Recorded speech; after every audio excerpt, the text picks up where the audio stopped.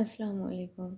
امید ہے کہ آپ سب خیریت سے ہوں گے۔ پچھلی ویڈیو سے ہم نے عشق کے 40 اصول کتاب کی شروعات کی ہے۔ ایک ایک اصول کو باریکلی دیکھیں گے کہ اس میں کیا بیان کیا گیا ہے۔ اس سے پچھلی ویڈیو میں ہم نے مولانا جلال الدین رومی اور شاہ شمس تبریز کا تعارف دیکھا تھا اور ساتھ پہلے 2 اصول جو تھے انہیں بیان کیا تھا۔ آج کی ویڈیو اسی کڑی کا ایک سلسلہ ہے جس میں آج تیسرے اصول پر بات کی جائے گی۔ ویڈیو کی جانب بڑھنے سے پہلے اگر آپ چینل پر نئے ہیں تو چینل کو سبسکرائب ضرور کر لیجئے گا، اور اگر ویڈیو پسند آئے تو ویڈیو کو لائک شیئر بھی ضرور کیجئے گا۔ تو چلتے ہیں اپنے موضوع کی جانب۔ تیسرا اصول ہے قرآن پڑھنے والا ہر شخص قرآن کو اپنے فہم اور ادراک کی گہرائی کے مطابق ہی سمجھ پاتا ہے۔ قرآن کے فہم کے 4 درجات ہیں۔ پہلا درجہ ظاہری معنی ہے اور زیادہ تر اکثریت اسی پر قناعت کیے ہوئے ہے۔ دوسرا درجہ باطنی معنی کا ہے۔ تیسرا درجہ ان باطنی معنوں کا بطن ہے۔ چوتھا درجہ اس قدر عمیق معنوں کا حامل ہے کہ زبان ان کے بیان پر قادر نہیں ہو سکتی، چنانچہ یہ ناقابل بیان ہے۔ علماء اور فقہ جو شریعت کے احکامات پر غور و خوض کرتے رہتے ہیں، یہ پہلے درجے پر ہیں۔ دوسرا درجہ صوفیاء کا ہے۔ تیسرا درجہ اولیاء کا ہے۔ چوتھا درجہ صرف انبیاء اور مرسلین اور ان کے ربانی مرسلین کا ہے۔ پس تم کسی انسان کے اللہ تعالیٰ کے ساتھ تعلق اور اس تعلق کی نوعیت کو اپنے قیاس سے جاننے کی فکر نہ کیا کرو۔ ہر شخص کا اپنا اپنا راستہ ہے اور اظہار بندگی کی ایک اپنی ہی نوعیت ہے۔ خدا بھی ہمارے الفاظ اور اعمال کو نہیں بلکہ ہمارے دلوں کو دیکھتا ہے۔ یہ مذہبی رسم و رواج بذات خود مقصود نہیں ہے، اصل چیز تو دل کی پاکیزگی ہے۔ خوبصورت سا یہ اصول بیان کیا گیا ہے اس میں، تو اس کی تشریح کی جانب چلتے ہیں۔ اس میں قرآن کی فہم کی گہرائی اور اس کے مختلف درجات کو سمجھانے کی کوشش کی گئی ہے۔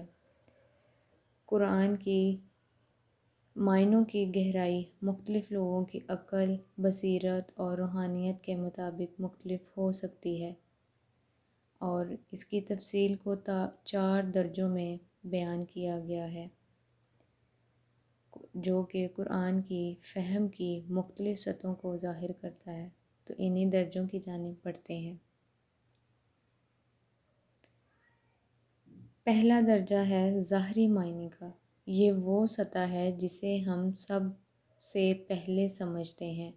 جب ہم قرآن پاک کو پڑھنا شروع کرتے ہیں تو اس سطح پر ہم قرآن کے الفاظ اور جملوں کے ظاہری معنوں کو سمجھنے کی کوشش کرتے ہیں۔ یہ معنی عام طور پر ہر کسی کے لیے سمجھنے میں آسان ہوتے ہیں، اور اکثر بیشتر لوگ اسی سطح پر رک جاتے ہیں اور قرآن کو ظاہری الفاظ کے مطابق ہی سمجھتے ہیں۔ جیسے کہ اللہ تعالیٰ نے قرآن میں فرمایا ہے، یہ کتاب کوئی شک و شبہ نہیں رکھتی، ہدایت ہے متقی لوگوں کے لیے۔ اس آیت کا ظاہری مفہوم یہ ہے کہ قرآن ایک ایسی کتاب ہے جو ہدایت دینے والی ہے، خاص طور پر ان لوگوں کے لیے جو اللہ سے ڈرتے ہیں، یعنی کہ جو ہر اعمال کو کرنے سے پہلے یہ چیز سوچتے ہیں کہ مجھے روز محشر اس چیز کا حساب دینا ہے، اور وہ ان چیزوں کو نہیں کرتے جن سے اللہ تعالیٰ نے منع کیا ہے، اور وہ اللہ سے ڈرتے ہیں۔ یہ سمجھنے کے لیے کسی گہری فکر یا روحانی بصیرت کی ضرورت نہیں ہوتی، یہاں صرف لفظی معنوں کو لیا گیا ہے۔ اس آیت میں یہ سمجھایا گیا ہے۔ البتہ جو قرآن کی ظاہری فہم کی اہمیت اپنی جگہ ہے، کیونکہ اس میں اللہ تعالیٰ کی طرف سے بنی نوع انسان کے لیے ہدایت ہے، اور یہ فہم جو ہے وہ ہر مسلمان پر فرض ہے۔ دوسرا درجہ ہے اس میں باطنی معنی کا، انر میننگ کے اندر کیا ہے، اس میں گہرائی میں کیا بیان کیا گیا ہے۔ جب انسان قرآن کے ظاہری معنوں کو سمجھ لیتا ہے تو پھر اس کا دوسرا درجہ جو ہوتا ہے وہ اس کے اندرونی معنوں کا ہوتا ہے۔ تو وہ کیا کرتا ہے، وہ آہستہ آہستہ قرآن کے اندر چھپے ہوئے گہرے معنوں کو جب ایک انسان پہلے درجہ کو پا لیتا ہے، اس کو عبور کر لیتا ہے، تو وہ پھر دوسرے درجے پر جاتا ہے، اور دوسرے درجہ کیا ہے، باطنی معنوں کا درجہ ہے۔ اس میں کیا ہوتا ہے کہ انسان آہستہ آہستہ قرآن کے اندر چھپے ہوئے گہرے معنوں کو تلاش کرنے کی کوشش کرتا ہے۔ یہ وہ سطح آ جاتی ہے جہاں علماء اور صوفیہ قرآن کی آیات کو مختلف زاویوں سے سمجھتے ہیں۔ اس میں اس میں قرآن کی روحانیت کو محسوس کرتا ہے انسان، اور وہ ان آیات کے باطنی معنوں کو دریافت کرتا ہے، جو صرف علماء اور اہل علم اور اہل بصیرت جو کہ نظر رکھتے ہیں، اہل بصیرت جو کہ اگلے لیول تک، نیکسٹ لیول تک دیکھتے ہیں چیزوں کو، جو فہم کی، جو چیزوں کو سمجھنے کی آخری حد تک جاتے ہیں، یہ درجہ ان کا ہے۔ جیسے کہ اللہ تعالیٰ نے قرآن میں فرمایا ہے، یہ کتاب ہدایت دینے والی ہے، مگر یہ نہیں کہ اگر انسان کے لیے ہدایت ہو، بلکہ ان کے لیے جو اللہ سے ڈرتے ہیں۔ اب اس میں ظاہری جو طور پر ہدایت کی بات یہاں پہ یہ آیت میں بیان کی گئی ہے، ظاہری طور پہ تو ہدایت کی بات ہے اس میں، لیکن باطنی سطح پر اس کا مطلب یہ ہے کہ ہدایت صرف ان لوگوں کے لیے مفید ہوتی ہے جو اپنے دلوں میں اللہ تعالیٰ سے محبت رکھتے ہیں، اور جنہوں نے اپنی زندگیوں کو اللہ کی رضا کے مطابق ڈالا ہوا ہے۔ یہ وہی قرآن کی باطنی گہرائی کی طرف اشارہ کرتی ہے۔ یہ آیت جو ہے یہ اسی باطنی معنوں اس سطح پر آ کے انسان ایک آیت کے اندر چھپے ہوئے راز کو جاننے کی کوشش کرتا ہے، ان رازوں کو سمجھنے کی کوشش کرتا ہے۔ جیسے کہ قرآن میں فرمایا گیا ہے، اور وہ جو ایمان لائے اور جنہوں نے اچھے عمل کیے وہی بہترین مخلوق ہیں۔ اس آیت کا ظاہری مفہوم یہ ہے کہ جو لوگ ایمان لاتے ہیں اور اچھے عمل کرتے ہیں، عمل صالحہ کرتے ہیں، تو وہ بہترین انسان ہے۔ لیکن اس کی اگر ہم باطنی گہرائی میں جائیں تو یہ آیت اس طرف اشارہ کرتی ہے کہ ایسے لوگ روحانیت میں بلند مقام رکھتے ہیں اور ان کے دل میں اللہ کی محبت بسی ہوتی ہے۔ یہاں ایمان اور اچھے عمل کی حقیقت ایک گہری روحانی حقیقت کی طرف اشارہ کرتی ہے۔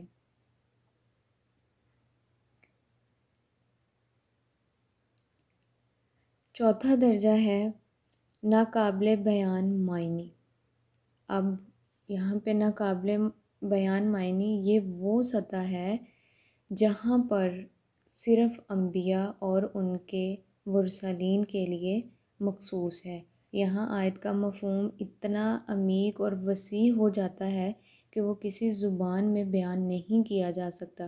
یہ معنی انبیاء اور ان کے بعد ان کے جو مرسلین کے دلوں میں سمائے ہوتے ہیں، جنہیں اللہ کی جانب سے ایسی وحی اور معرفت عطا کی جاتی ہے کہ جو عام انسان کے فہم، اس کی عقل، اس کی بصیرت، اس کی سوچ سے باہر ہوتی ہے۔ جیسا کہ قرآن میں فرمایا گیا ہے، یہ کتاب میں ایسی آیات ہیں جن کا علم اللہ کے سوا کسی کو نہیں ہے۔ اس آیت سے مراد یہ ہے کہ کچھ آیات کے معنی کا علم صرف اللہ رب العزت کی ذات کو ہے، اور وہ آیات ایسی گہرائی کی حقیقتوں کو بیان کرتی ہیں کہ جو انسان کی محدود عقل جو ہے وہ ان تک نہیں پہنچ سکتی، وہ انسان کی عقل سے بالا تر ہیں۔ ان کا مفہوم صرف اور صرف انبیاء اور ان کے ربانی مرسلین ہی جان سکتے ہیں۔ اللہ تعالیٰ کی خاص تعلیمات اور بصیرت سے جو لوگ بہرہ مند ہوتے ہیں وہی جان سکتے ہیں۔ مولانا جلال الدین رومی نے کیا خوبصورت الفاظ کی صورت میں اس درجے میں بیان کیا گیا ہے کہ قرآن کو سمجھنے کے بھی درجات ہیں، اور کون کون لوگ جو ہیں وہ ان درجات پر ہی رہ کر سمجھتے ہیں۔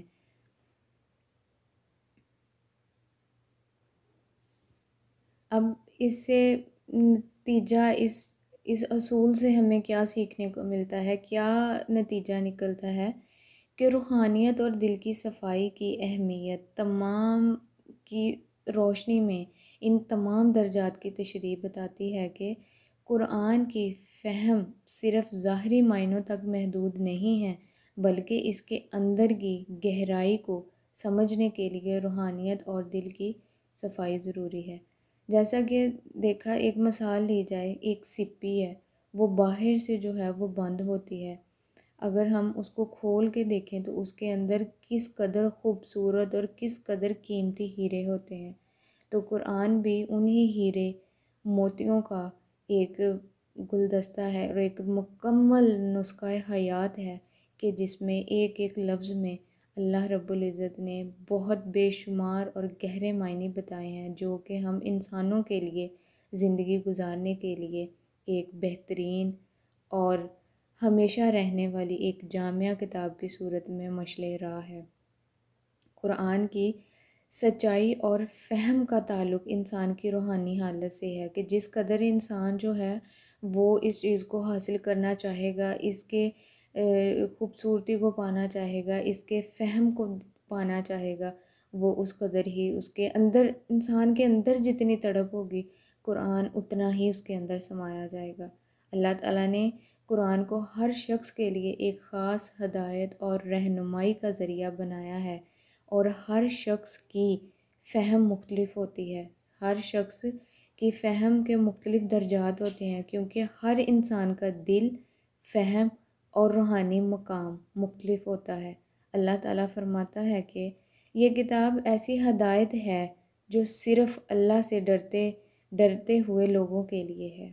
اس آیت سے ہمیں یہ سمجھنے کو ملتا ہے کہ قرآن کی اصل ہدایت تبھی حاصل ہوتی ہے جب انسان کے دل میں اللہ تعالیٰ کا خوف اور محبت ہو، اور وہ اپنی روحانیت کو صاف کرے تاکہ وہ قرآن کی باطنی گہرائی کو سمجھ سکے۔ قرآن کی فہم کا یہ سفر ایک ترقی پذیر عمل ہوتا ہے، جہاں انسان پر ہر درجے پر گہرائی میں جا کر اللہ تعالیٰ کے ساتھ اپنے تعلق کو مضبوط کرنے کا موقع ملتا ہے۔ اس میں ظاہری عبادات، باطنی فہم اور اللہ تعالیٰ کی طرف سے عطا کردہ بصیرت سب کچھ شامل ہے۔ ہر شخص کا قرآن سے تعلق اور فہم کا انداز جو ہے وہ مختلف ہوتا ہے، لیکن اصل چیز دل کی صفائی اور روحانی ترقی ہے۔ جتنا اس کا دل صاف ہوگا، جتنا وہ اپنے دل میں نرمی کا گوشہ رکھے گا، جتنا وہ اپنی روح کو صاف رکھنے کی کوشش کرے گا، اتنا ہی وہ قرآن کو سمجھتا چلا جائے گا۔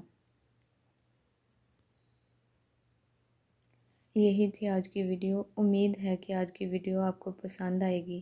اگر ویڈیو پسند آئی ہو تو ویڈیو کو لائک، شیئر اور چینل کو سبسکرائب ضرور کیجیے گا۔ ہنستے رہیں، مسکراتے رہیں، آسانیاں بانٹتے رہیں۔ اللہ رب العزت آپ لوگوں کے حق میں آسانیاں پیدا فرمائے۔ آمین ثم آمین۔ نیکسٹ ویڈیو تک کے لیے خدا حافظ۔